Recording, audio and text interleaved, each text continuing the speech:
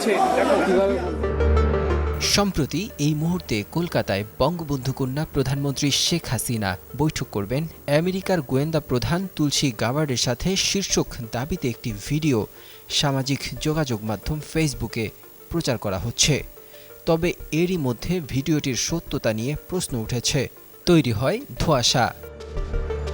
এদিকে আন্তর্জাতিক স্বীকৃত বাংলাদেশ ফ্যাক্ট চেকিং বা তথ্য যাচাইকারী প্রতিষ্ঠান রিউমার স্ক্যানারের অনুসন্ধানে বিষয়টির সত্যতা উঠে এসেছে।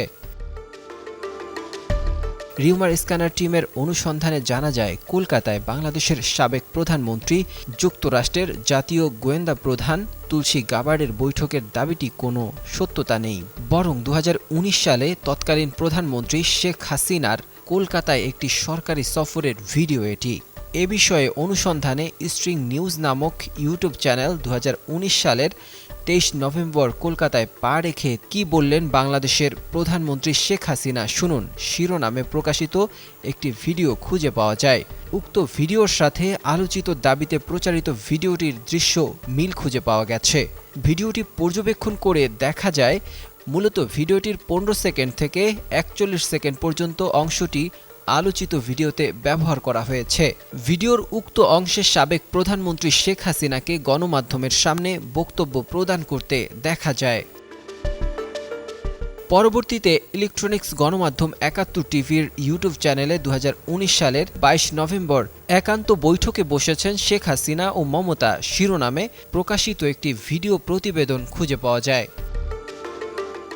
প্রতিবেদনটি পর্যবেক্ষণ করে দেখা যায়, উক্ত ভিডিওতে শেখ হাসিনার পরনে থাকা শাড়ির সাথে আলোচিত ভিডিওটির তার পরনে থাকা শাড়ির মিল রয়েছে। প্রতিবেদন সূত্রে জানা যায়, ভারতের প্রধানমন্ত্রী নরেন্দ্র মোদী এবং ক্রিকেট বোর্ডের প্রধান সৌরভ গাঙ্গুলির আমন্ত্রণে বাংলাদেশ ভারতের ঐতিহাসিক দিবারাত্রি টেস্টের উদ্বোধনীতে অংশ নিতে তৎকালীন প্রধানমন্ত্রী শেখ হাসিনা সে বছর 22 নভেম্বর সরকারি সফরে কলকাতায় পৌঁছায়। অর্থাৎ উক্ত ভিডিওটি সাম্প্রতিক সময়ের নয় এবং যুক্তরাষ্ট্রের জাতীয় গোয়েন্দা প্রধান তুলসী গ্যাবার্ডের সাথে বাংলাদেশের সাবেক প্রধানমন্ত্রী শেখ হাসিনার বৈঠকের নয়। সুতরাং কলকাতায় যুক্তরাষ্ট্রের জাতীয় গোয়েন্দা প্রধান তুলসী গ্যাবার্ডের সাথে বাংলাদেশের সাবেক প্রধানমন্ত্রী শেখ হাসিনার বৈঠক দাবিতে পুরনো সরকারি সফরের ভিডিও প্রচার করা হচ্ছে, যা সম্পূর্ণ বিভ্রান্তকর। Desk report, 21 television.